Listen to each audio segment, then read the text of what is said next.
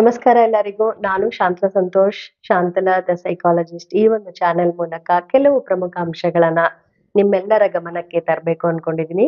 So ಈ ದಿನ ನಾನು ಟೀಸಿಂಗ್ ಈ ಒಂದು ವಿಷಯದ ಬಗ್ಗೆ ಕೆಲವು ಪ್ರಮುಖ ಅಂಶಗಳನ್ನ ನಿಮ್ಮೆಲ್ಲರಿಗೂ ಸಹ ಶೇರ್ ಮಾಡ್ಬೇಕು ಅಂತಿದ್ದೀನಿ. ಏನಿದು ಟೀಸಿಂಗ್ ಅಂದ್ರೆ? ಗೇಲಿ ಮಾಡೋದು, ಕೀಟಲೆ ಮಾಡೋದು, ಅಪಹಾಸ್ಯವನ್ನ ಮಾಡೋದು. ಇದಕ್ಕೆ ಅರ್ಥಗಳು ಹಲವಾರು ಇದೆ. ಆದರೆ ಟೀಸಿಂಗ್ ಅಂದ್ರೆ ಏನು ಅಂತ ನೀವು ಕೇಳಿದ್ರೆ, ಗೇಲಿ ಮಾಡೋದು ಅಂತ ಏನು ಅಂತ ನೀವು ಕೇಳಿದ್ರೆ, ದುರುದ್ದೇಶಕ ಪೂರಕವಾಗಿ ಮನಸ್ಸಿಗೆ ನೋವನ್ನು ಉಂಟು ಮಾಡುವ ಶಬ್ದಗಳನ್ನ ಪದೇ ಪದೇ ಒಬ್ಬ ವ್ಯಕ್ತಿಗೆ ಹೇಳ್ತಾ ಇದ್ರೆ ಅದನ್ನ ನಾವು ಟೀಸಿಂಗ್ ಅಂತ ಹೇಳ್ತೀವಿ, ಗೇಲಿ ಮಾಡೋದು ಅಂತ ಹೇಳ್ತೀವಿ. ಇದರ ಹಿಂದೆ ಉದ್ದೇಶ ಏನಾಗಿರತ್ತೆ ಅಂದ್ರೆ ಅವರಿಗೆ ನೋವು ಮಾಡುವಂಥದ್ದು. ಈಗ ಅಪಹಾಸ್ಯವನ್ನ ಮಾಡೋದಾದ್ರೆ ಯಾವಾಗಾದ್ರೂ ಒಂದ್ಸರಿ ಹೇಳಿ ನಾವು ಅಪಹಾಸ್ಯ ಮಾಡಿದಾಗ ಅವರುನು ಸಹ, ಅಂದ್ರೆ ಅಪಹಾಸ್ಯಕ್ಕೆ ಗುರಿಯಾದ ವ್ಯಕ್ತಿ ನಕ್ಕು ಸುಮ್ಮನಾಗ್ತಾರೆ. ಆದರೆ ಹಲವಾರು ಸರಿ ದುರುದ್ದೇಶಪೂರ್ವಕವಾಗಿ ಮನಸ್ಸಿಗೆ ನೋವನ್ನು ಉಂಟು ಮಾಡುವ ಕೆಲವು ಅಂಶಗಳನ್ನ ಪದೇ ಪದೇ ವ್ಯಕ್ತಿಗೆ ಹೇಳಿದಾಗ ಇವು ಅವರ ಮನಸ್ಸಿನ ಮೇಲೆ ಪ್ರಭಾವವನ್ನ ಬೀರುತ್ತದೆ. ಉದಾಹರಣೆಗೆ ನಿಮ್ಗೆಲ್ಲರಿಗೂ ಸಹ ಗೊತ್ತು, ಶಾಲೆಯಲ್ಲಿ ಇರಬಹುದು, ಕಾಲೇಜಿನಲ್ಲಿ ಇರಬಹುದು, ಅಥವಾ ನಾವು ಮಾಡುತ್ತಿರುವ ಕೆಲಸದ ಆ ಒಂದು ವೃತ್ತಿರಂಗದಲ್ಲಿನೂ ಸಹ ಇರ್ಬೋದು. ಹಲವಾರು ಸರಿ ಏನಾಗುತ್ತೆ, ಟೀಸ್ ಮಾಡ್ತಾ ಇರ್ತಾರೆ ಜನಗಳು, ಗೇಲಿ ಮಾಡ್ತಾ ಇರ್ತಾರೆ. ಅಂದ್ರೆ ಇದು 1-2 ಸರಿ ಆದ್ರೆ ಅಷ್ಟು ಮನಸ್ಸಿನ ಮೇಲೆ ಪ್ರಭಾವ ಬೀರೋದಿಲ್ಲ. ಆದ್ರೆ ಪ್ರತಿನಿತ್ಯ ಅಥವಾ ವಾರದಲ್ಲಿ ಹಲವಾರು ಸರಿ ಈ ಒಂದು ಟೀಸಿಂಗ್ ಮಾಡಿದಾಗ, ಗೇಲಿಯನ್ನ ಮಾಡಿದಾಗ ಇದು ಜನರ ಮೇಲೆ ಪ್ರಭಾವವನ್ನ ಬೀರುತ್ತದೆ. ಉದಾಹರಣೆಗೆ ನಾವು ನೋಡೋದಾದ್ರೆ, ನೋಡಕ್ಕೆ ಚೆನ್ನಾಗಿರದೇ ಇದ್ದಾಗ, ಅಂದ್ರೆ ದೈಹಿಕವಾಗಿ ಸೌಂದರ್ಯವಾಗಿ ಇಲ್ಲದೆ ಇದ್ದಾಗ ಅವರನ್ನು ಬೇರೆ ಬೇರೆ ಹೆಸರಿನಲ್ಲಿ ಕೂಗೋದಿರಬಹುದು, ಅಥವಾ ಅವರಿಗೆ ಅಂಕಗಳನ್ನು, ಈಗ ಉದಾಹರಣೆಗೆ ವಿದ್ಯಾರ್ಥಿಗಳು ಅಂಕಗಳು ಕಡಿಮೆ ತಗೊಂಡ್ರೆ ಅವರಿಗೆ ಬೇರೆ ಬೇರೆ ಪದದಲ್ಲಿ ಕರೆದ್ಬಿಟ್ಟು ಪ್ರತಿನಿತ್ಯ ಅವರಿಗೆ ಅಪಹಾಸ್ಯವನ್ನ ಮಾಡೋದು, ಗೇಲಿ ಮಾಡೋದು. ಹಾಗೆ ಮಾಡಿದಾಗ ವಿದ್ಯಾರ್ಥಿ ಜೀವನದಲ್ಲಿಯೂ ಸಹ ಇದು ಮನಸ್ಸಿನ ಮೇಲೆ ಪ್ರಭಾವವನ್ನ ಬೀರುತ್ತೆ. ಪ್ರಮುಖವಾಗಿ ವಿದ್ಯಾರ್ಥಿಗಳು ಮತ್ತು ಕಾಲೇಜಿನಲ್ಲಿ ಓದುತ್ತಿರುವ ಯುವಕ ಯುವತಿಯರಲ್ಲಿ ಇದರ ಒಂದು ಪ್ರಭಾವ ಜಾಸ್ತಿ ಇರುತ್ತದೆ. ಮೊದಲನೇದಾಗಿ ಯಾಕೆ ಪ್ರಭಾವ ಜಾಸ್ತಿ ಇರುತ್ತದೆ ಅಂದ್ರೆ ಅವರಿಗೆ ತಿಳುವಳಿಕೆಯ ಕಡಿಮೆ ಇರುತ್ತೆ. ಆಮೇಲೆ ಹೇಗೆ ಈ ಗೇಲಿಯನ್ನ ನಿಭಾಯಿಸ್ಬೇಕು ಅನ್ನೋದು ಅವರಿಗೆ ಗೊತ್ತಿರೋದಿಲ್ಲ. ಆಮೇಲೆ ಇದರಿಂದ ಹೇಗೆ ಹೊರಗೆ ಬರೋದು ಅನ್ನೋದು ಸಹ ಅವರಿಗೆ ಗೊತ್ತಿರಲ್ಲ. ಸೊ ಇಲ್ಲಿ ನಾವು ನೋಡೋದಾದ್ರೆ ವಿದ್ಯಾರ್ಥಿಗಳು, ಯುವಕ ಯುವತಿಯರು ಅಥವಾ ಮಧ್ಯ ವಯಸ್ಸಿನಲ್ಲಿರುವವರು ಹಲವಾರು ರಂಗದಲ್ಲಿ ಕೆಲಸವನ್ನ ಮಾಡುತ್ತಿರುವವರು ಸಹ ಹಲವಾರು ಸರಿ ಟೀಸಿಂಗಿಗೆ, ಅಂದ್ರೆ ಗೇಲಿಗೆ ಅಥವಾ ಕೀಟಲೆಗೆ ಗುರಿ ಆಗ್ತಾ ಇರ್ತಾರೆ. ಟೀಸಿಂಗ್ ನಮ್ಮ ಒಂದು ಮನಸ್ಸಿನ ಮೇಲೆ ಪ್ರಭಾವ ಬೀರದ ರೀತಿಯಲ್ಲಿ ಹೇಗಿರ್ಬೇಕು ಅಂತ ನೀವು ಕೇಳಿದ್ರೆ, ವಿದ್ಯಾರ್ಥಿಗಳಾದರೆ ಮೊದಲನೇದಾಗಿ ವಿದ್ಯಾರ್ಥಿಗಳು, ಯಾಕೆ ಅಂದ್ರೆ ಶಾಲೆಯಲ್ಲಿ ಇತ್ತೀಚಿನ ದಿನಗಳಲ್ಲಿ ಈ ಒಂದು ಗೇಲಿ ಮಾಡೋದು, ಅಪಹಾಸ್ಯ ಮಾಡೋದು, ಕೀಟಲೆ ಮಾಡೋದು ಜಾಸ್ತಿ ಆಗ್ತಾ ಇದೆ. ಇದರಿಂದ ಹಲವಾರು ವಿದ್ಯಾರ್ಥಿಗಳು ಅವರ ಮಾನಸಿಕ ನೆಮ್ಮದಿಗೆ ದೂರ ಆಗ್ತಾ ಇದ್ದಾರೆ. ಆಮೇಲೆ ವಿದ್ಯಾರ್ಥಿಗಳು ಪ್ರತಿನಿತ್ಯ ಶಾಲೆಗೆ ಹೋಗೋದಕ್ಕೂ ಸಹ ಹಿಂಜರಿತಾ ಇದ್ದಾರೆ. ಕಲಿಕೆಯಲ್ಲಿನೂ ಸಹ ನಿರಾಸಕ್ತರಾಗಿದ್ದಾರೆ. ಶಾಲೆಗೆ ಹೋದ್ರೆ ನನಗೆ ಈ ರೀತಿಯಾಗಿ ಗೇಲಿ ಮಾಡ್ತಾರೆ. ಉದಾಹರಣೆಗೆ ನಿಮಗೆ ಅಂಶಗಳು ಸಿಗುತ್ತೆ. ವಿದ್ಯಾರ್ಥಿಗಳು ಬೇರೆ ವಿದ್ಯಾರ್ಥಿಗಳಿಗೆ ಹಲವಾರು ಅಂಶಗಳನ್ನ ಅವರು ಕರೆದು ಮಾತಾಡಿಸ್ತಾ ಇರ್ತಾರೆ, ಅಪಹಾಸ್ಯ ಮಾಡ್ತಾ ಇರ್ತಾರೆ. ಇದರಿಂದ ಹೇಗೆ ಹೊರಗೆ ಬರ್ಬೇಕು ಅಂದ್ರೆ, ವಿದ್ಯಾರ್ಥಿಗಳಿಗೆ ಪ್ರಮುಖವಾಗಿ ಮೊದಲು ನಿಮ್ಮ ತರಗತಿಯಲ್ಲಿ ಯಾರು ನಿಮ್ಗೆ ಗೇಲಿ ಮಾಡ್ತಾ ಇದ್ದಾರೋ, ಕೀಟಲೆ ಮಾಡ್ತಾ ಇದ್ದಾರೋ ಅವರಿಗೆ ಮೊದಲು ಹೇಳ್ಬೇಕಾಗತ್ತೆ, ಈ ತರ ಮಾಡ್ಬೇಡ, ಈ ತರ ಮಾಡಿದ್ರೆ ನನಗೆ ಬೇಜಾರಾಗತ್ತೆ.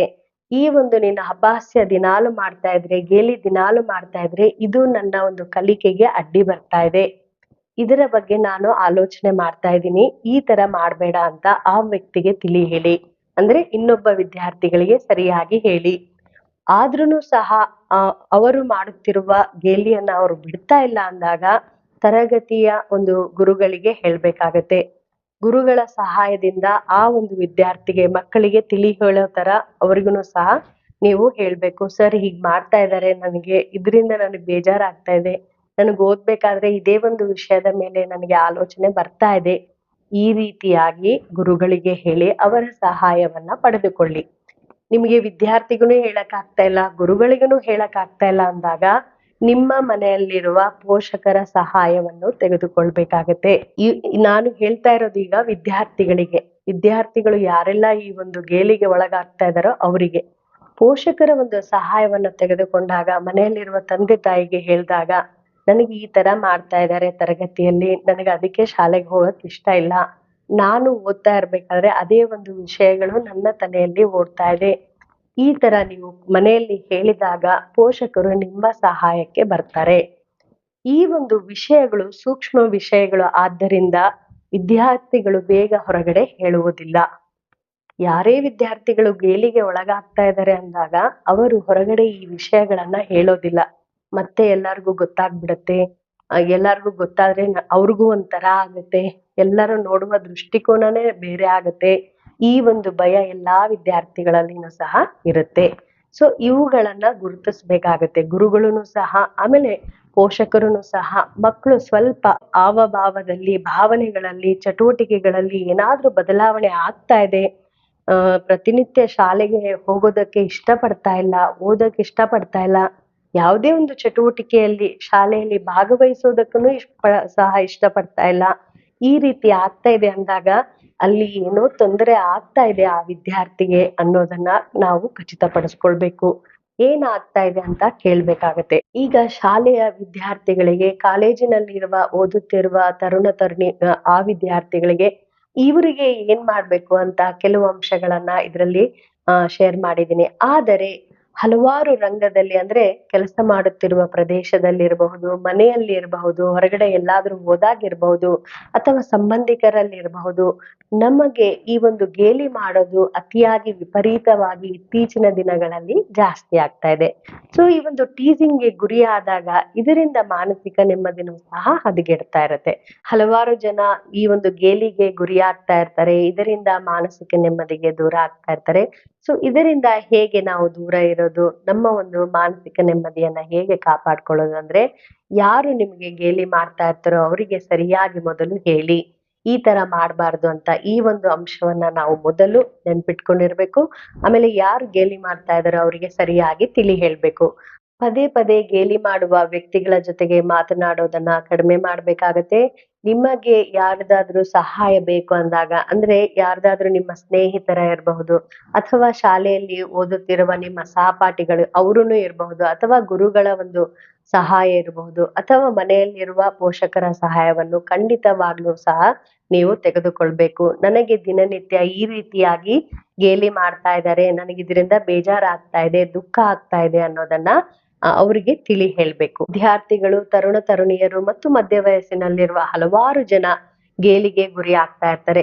ಸೊ ಈ ಒಂದು ಟೀಸಿಂಗ್ಗೆ ಗುರಿ ಆದ್ರೆ, ಈ ಒಂದು ಕೀಟಲೆಗೆ ಗುರಿ ಆದ್ರೆ, ಅಂದ್ರೆ ಈ ತರ ಗೇಲಿಗೆ ಗುರಿ ಆದ್ರೆ ಹಲವಾರು ಸರಿ ಏನಾಗತ್ತೆ, ಅವರಿಗೆ ಅವರ ಜೀವನದಲ್ಲಿ ಹೇಗೆ ಪ್ರಭಾವ ಬೀರುತ್ತೆ ಅಂತ ನೀವು ಕೇಳಿದ್ರೆ, ಯಾರು ಈ ಒಂದು ಟೀಸಿಂಗ್ಗೆ ಹಲವಾರು ಸರಿ ಗುರಿಯಾಗಿರ್ತಾರೋ ಅವರು ಸಾಮಾಜಿಕವಾಗಿ ಕಲಿಯೋದನ್ನ, ಜನರ ಜೊತೆ ಬೆರೆಯೋದನ್ನ ಅವರು ದೂರ ಆಗ್ತಾರೆ. ಅಂದ್ರೆ ಸಮಾಜದ ಜೊತೆ ಬೆರೆಯೋದಕ್ಕೆ ಅವರಿಗೆ ಇಷ್ಟನೇ ಇರೋದಿಲ್ಲ. ಆಮೇಲೆ ಯಾವಾಗ್ಲೂ ಸಹ ಅವರಿಗೆ ಒಂದು ಆಲೋಚನೆ ಇರುತ್ತೆ, ನಾನು ಹೀಗಿದ್ದೀನಿ, ನನ್ನನ್ನ ಜನರು ಆಕ್ಸೆಪ್ಟ್ ಮಾಡ್ತಾರಾ ಅನ್ನುವ ಆಲೋಚನೆನೂ ಸಹ ಅವರಲ್ಲಿ ಸದಾ ಕಾಡ್ತಾ ಇರುತ್ತೆ. ಆಮೇಲೆ ಗೇಲಿ ಮಾಡುತ್ತಿರುವ ಪ್ರದೇಶಕ್ಕೆ ಹೋಗಲು ಅವರಿಗೆ ಹಿಂಜರಿಕೆ ಆಗುತ್ತೆ. ಈಗ ಶಾಲೆಯಲ್ಲಿ ಟೀಸ್ ಮಾಡ್ತಾ ಇದ್ದಾರೆ, ಕಾಲೇಜಿನಲ್ಲಿ ಟೀಸ್ ಮಾಡ್ತಾ ಇದ್ದಾರೆ, ಆಮೇಲೆ ನಾವು ಮಾಡುತ್ತಿರುವ ಕೆಲಸದ ಆ ಒಂದು ಪ್ರದೇಶದಲ್ಲಿ ಟೀಸ್ಗೆ ಗುರಿ ಆಗ್ತಾ ಇದ್ದೀವಿ ಎವ್ರಿ ಡೇ ಅಂದಾಗ ಅಲ್ಲಿಗೆ ಹೋಗೋದಕ್ಕೆ ಮನಸ್ಸು ಹಿಂಜರಿಯುತ್ತೆ. ಈ ತರ ಅವರು ಮಾಡುತ್ತಿರುವ ಕೆಲಸದ ಪ್ರತಿನಿತ್ಯ ಮಾಡುತ್ತಿರುವ ಕೆಲಸದಲ್ಲಿನೂ ಸಹ ಅವರಿಗೆ ಹಿಂಜರಿಕೆ ಆಗತ್ತೆ. ಇದು ಹಲವಾರು ತಿಂಗಳುಗಳ ಕಾಲ ನಡೆದಾಗ, ಈ ಒಂದು ಟೀಸಿಂಗ್ ನಡೆದಾಗ ಮಾನಸಿಕವಾಗಿ ಅವರು ಕುಗ್ಗುತ್ತಾರೆ ಜಾಸ್ತಿ. ಯಾವುದೇ ಒಂದು ಸಂಬಂಧಕ್ಕೆ ಅವರು ಜೋಡಣೆ ಆಗೋದಿಲ್ಲ. ಮನೆಯಲ್ಲಿನೂ ಸಹ ಯಾರ ಜೊತೆಗೂ ಸಹ ಸರಿಯಾಗಿ ಮಾತನಾಡೋದಿಲ್ಲ. ಈ ಒಂದು ಟೀಸಿಂಗ್ ಅನ್ನೋದು ಚಿಕ್ಕ ಅಂಶವಾದ್ರೂ ಸಹ ಇದರ ಒಂದು ಪರಿಣಾಮ ವಿದ್ಯಾರ್ಥಿಗಳ ಮೇಲೆ, ತರುಣ ತರುಣಿಯರ ಮೇಲೆ ಪ್ರಭಾವ ಅತಿಯಾಗಿ ಈಗ ಇತ್ತೀಚಿನ ದಿನಗಳಲ್ಲಿ ಬೀರ್ತಾ ಇದೆ. ಹಲವಾರು ವಿದ್ಯಾರ್ಥಿಗಳು ಅವರಿಗೆ ಗೇಲಿ ಮಾಡುತ್ತಿರೋ ವಿಷಯಗಳನ್ನ ಹಲವಾರು ತಿಂಗಳವರೆಗೆ ಯಾರಿಗೂ ಸಹ ಹೇಳುವುದಿಲ್ಲ. ಇದರಿಂದ ಮನಸ್ಸಿನ ಮೇಲೆ ನಕಾರಾತ್ಮಕ ಪ್ರಭಾವವನ್ನ ಬೀರುತ್ತೆ. ಸೊ ಇದನ್ನ ನಾವು ಗಮನದಲ್ಲಿಟ್ಕೊಂಡಿರ್ಬೇಕು. ಸೊ ಯಾವುದೇ ಒಂದು ವಿಷಯದ ಬಗ್ಗೆ ನಿಮಗೆ ಮಾನಸಿಕವಾಗಿ ತೊಂದರೆ ಉಂಟಾಗ್ತಾ ಇದೆ ಗೇಲಿಯಿಂದ ಅಂದಾಗ ಬೇರೆಯವರ ಸಹಾಯವನ್ನ ತೆಗೆದುಕೊಳ್ಳಿ. ಬೇರೆಯವರ ಸಹಾಯ ತೆಗೆದುಕೊಂಡ್ರು, ನೀವು ಹೇಳಿದ್ರು ಸಹ ಗೇಲಿ ಮಾಡೋದನ್ನ ನಿಲ್ಲಿಸ್ತಾ ಇಲ್ಲ ಅಂದಾಗ ಯಾರ್ ಗೇಲಿ ಮಾಡ್ತಾ ಇದಾರೋ ಅವರನ್ನ ಸಂಪೂರ್ಣವಾಗಿ ಮಾತನಾಡಿಸೋದು ನಿಲ್ಲಿಸಿ ಬಿಡಿ. ಅವರ ಜೊತೆಗೆ ಇರುವ ಸ್ನೇಹ ಸಂಬಂಧ ಇರಬಹುದು, ಯಾವುದೇ ಇರಬಹುದು, ಅದನ್ನ ನೀವು ಕಡಿತಗೊಳಿಸ್ಬೇಕಾಗತ್ತೆ. ಆದ್ಮೇಲೆ ಕಡಿತಗೊಳಿಸಿದ ಆದ್ಮೇಲೆ ಅವರು ಎಷ್ಟೇ ಗೇಲಿ ಮಾಡಿದ್ರು ಸಹ ಅದರ ಬಗ್ಗೆ ತಲೆ ಕೊಡಿಸಿಕೊಳ್ಳಬಾರದು. ನಾವು ಅವಾಗ್ಲೇ ತಿಳಿ ಹೇಳಿರ್ತೀವಿ ಅವರಿಗೆ, ಇಲ್ಲ ನಾವು ತಿಳಿ ಹೇಳಿದ್ರು ಸಹ ವಿದ್ಯಾರ್ಥಿಗಳು ಹೀಗ್ ಮಾಡ್ತಾ ಇದ್ದಾರೆ ಅಂದಾಗ ಶಾಲೆಯಲ್ಲಿರುವ ಪೋಷಕರು ಇರಬಹುದು ಅಥವಾ ಕಾಲೇಜಿನಲ್ಲಿರುವ ಗುರುಗಳಿರಬಹುದು, ಅವರ ಪೋಷಕರಿಗೆ ತಿಳಿ ಹೇಳ್ತಾರೆ ಕೆಲವು ತಿಂಗಳುಗಳಾದ್ಮೇಲೆ. ಆದ್ರೂನು ಸಹ ನಿಮ್ಗೆ ಗೇಲಿ ಮಾಡೋದ್ ಬಿಡ್ತಾ ಇಲ್ಲ ಅಂದಾಗ ನೀವು ಅವರನ್ನ ತಿರಸ್ಕಾರದಿಂದ ನೋಡ್ಬೇಕಾಗತ್ತೆ. ಅದನ್ನ ನೀವು ಮಾಡಿದ್ರೆ ಕೆಲವು ತಿಂಗಳುಗಳ ಕಾಲ ನಿಮಗೆ ಸ್ವಲ್ಪ ಸಮಯ ಹಿಡಿಯುತ್ತೆ ಇದಕ್ಕೆ. ಆದ್ರೂನು ಸಹ ನೀವು ಅವರನ್ನು ಕಡೆಗಣಿಸಿದಾಗ ಗೇಲಿ ಮಾಡೋದನ್ನ ಆದಷ್ಟು ಕಡಿಮೆ ಮಾಡ್ತಾರೆ. ಆ ಪೋಷಕರು ಮತ್ತು ಶಾಲೆಯಲ್ಲಿರುವ ಗುರುಗಳಿಗೆ ನನ್ನ ಒಂದು ಮನವಿ ಏನು ಅಂತ ಹೇಳಿದ್ರೆ, ಈ ಒಂದು ಟೀಸ್ ಮಾಡೋದು ತುಂಬಾ ಕೆಟ್ಟ ಅಭ್ಯಾಸ. ಇದರಿಂದ ಬೇರೆಯವರ ಒಂದು ಮಾನಸಿಕ ಒಂದು ನೆಮ್ಮದಿಯನ್ನು ಸಹ ಹಾಳು ಮಾಡುತ್ತೆ. ಬೇರೆಯವರಿಗೆ ಬೇಜಾರಾಗೋ ತರನೂ ಆಗುತ್ತೆ. ಅದರ ಜೊತೆಗೆ ಯಾರು ಟೀಸ್ ಮಾಡ್ತಾ ಇರ್ತಾರೋ ಅವರ ಒಂದು ವ್ಯಕ್ತಿತ್ವನೂ ಸಹ ಹಾಳಾಗುತ್ತೆ ಅನ್ನೋದನ್ನ ಪೋಷಕರು ಮಕ್ಕಳಿಗೆ ತಿಳಿ ಹೇಳ್ಬೇಕು. ಶಾಲೆಯಲ್ಲಿ ಗುರುಗಳನ್ನು ಸಹ ಮಕ್ಕಳಿಗೆ ತಿಳಿ ಹೇಳ್ಬೇಕು. ಈ ತರ ಬೇರೆಯವರಿಗೆ ಅಪಹಾಸ್ಯ ಮಾಡೋದು, ದುರುದ್ದೇಶದಿಂದ ಒಂದು ಬೇಜಾರಾಗುವ ರೀತಿಯಲ್ಲಿ ಮಾತನಾಡೋದು, ಪ್ರತಿನಿತ್ಯ ಗೇಲಿ ಮಾಡೋದನ್ನ ಮಾಡಬಾರ್ದು. ಇದು ಬೇರೆಯವರಿಗೆ ದುಃಖ ತರೋದಲ್ಲದೆ ನಿಮ್ಮ ಒಂದು ವ್ಯಕ್ತಿತ್ವವನ್ನು ಸಹ ಹಾಳು ಮಾಡುತ್ತೆ. ನಿಮ್ಮ ಒಂದು ಸರಿಯಾದ ಸಕಾರಾತ್ಮಕ ಒಂದು ಬೆಳವಣಿಗೆ ನಿಮ್ಮ ಜೀವನದಲ್ಲಿ ಆಗ್ಬೇಕು ಅಂದ್ರೆ ನೀವು ಬೇರೆಯವರನ್ನ ಗೇಲಿ ಮಾಡೋದನ್ನ ನಿಲ್ಲಿಸ್ಬೇಕು ಅನ್ನೋದನ್ನ ಮನೆಯಲ್ಲಿರುವ ಪೋಷಕರು ಅವರ ಮಕ್ಕಳಿಗೂ ಸಹ ಹೇಳ್ಬೇಕು. ಶಾಲೆಯಲ್ಲಿ ಗುರುಗಳೂ ಸಹ ಹೇಳ್ಬೇಕು. ಮನೆಯಲ್ಲಿರುವ ಪ್ರತಿಯೊಬ್ಬ ಪೋಷಕರು ಅವರ ಮಕ್ಕಳಿಗೆ ಮೊದಲು ಮನೆಯಲ್ಲಿ ಯಾರಿಗೂ ಸಹ ಯಾವುದೇ ವಿಷಯದ ಬಗ್ಗೆ ಪದೇ ಪದೇ ಗೇಲಿ ಮಾಡಿದಾಗ ಬೇಜಾರಾಗತ್ತೆ. ಇದರಿಂದ ಹಲವಾರು ನಕಾರಾತ್ಮಕ ಪ್ರಭಾವ ಅವರ ಒಂದು ಜೀವನದಲ್ಲಿ ಬೀರುತ್ತೆ. ನೀವು ಯಾರಿಗೂ ಸಹ ಟೀಸ್ ಮಾಡಬಾರ್ದು, ಗೇಲಿ ಮಾಡಬಾರ್ದು ಅನ್ನುವ ಒಂದು ಕಡಾಖಂಡಿತ ಮಾತುಗಳನ್ನ ಮಕ್ಕಳಲ್ಲಿ ಹೇಳ್ತಾ ಬಂದಾಗ ಮಕ್ಕಳಲ್ಲಿ ಒಳ್ಳೆಯ ಒಂದು ಅಭ್ಯಾಸಗಳು ಬೆಳವಣಿಗೆ ಆಗತ್ತೆ. ಬೇರೆಯವರಿಗೆ ಗೇಲಿ ಮಾಡೋದು, ಟೀಸ್ ಮಾಡೋದು ಅವುಗಳನ್ನೆಲ್ಲ ಕಡಿಮೆ ಮಾಡ್ತಾರೆ. ಈ ಒಂದು ಅಂಶವನ್ನ ಎಲ್ಲಾ ಪೋಷಕರನ್ನು ಸಹ ನೆನಪಿನಲ್ಲಿಟ್ಕೊಂಡಿರ್ಬೇಕು.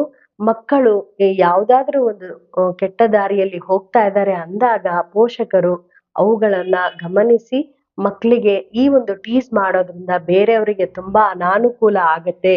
ಇದು ನಿನ್ನ ಒಂದು ವೈಯಕ್ತಿಕ ಬೆಳವಣಿಗೆ ಮೇಲೂ ಸಹ ಪ್ರಭಾವ ಬೀರುತ್ತೆ. ಹೀಗೆ ಮಾಡಬೇಡ ಅನ್ನುವ ಒಂದು ಅಂಶವನ್ನ ಮನದಟ್ಟು ಮಾಡ್ಬೇಕು. ಸೊ ಈ ಒಂದು ಟೀಸಿಂಗ್ ಅನ್ನೋದು ಎಲ್ಲರ ಒಂದು ಜೀವನದಲ್ಲಿ ಒಂದು ಪ್ರಭಾವ ಬೀರುವ ಅಂಶವಾಗಿ ಪರಿಣಾಮ ಬೀರ್ತಾ ಇದೆ. ಸೊ ಈ ಒಂದು ವಿಷಯದ ಬಗ್ಗೆ ಕೆಲವು ಪ್ರಮುಖ ಅಂಶಗಳನ್ನ ಈ ಒಂದು ವಿಡಿಯೋದಲ್ಲಿ ಶೇರ್ ಮಾಡಿದೀನಿ. ಈ ವಿಷಯ ಹೇಗಿತ್ತು ಅಂತ ನೀವು ನನಗೆ ಕಮೆಂಟ್ ಮೂಲಕ ತಿಳಿಸಿ. ಮತ್ತೆ ಮುಂದಿನ ಸತಿ ಒಂದು ಒಳ್ಳೆಯ ವಿಷಯದ ಜೊತೆ ನಿಮ್ ಮುಂದೆ ಇರ್ತೀನಿ. ಅಲ್ಲಿವರೆಗೂ ನಮಸ್ಕಾರಗಳು.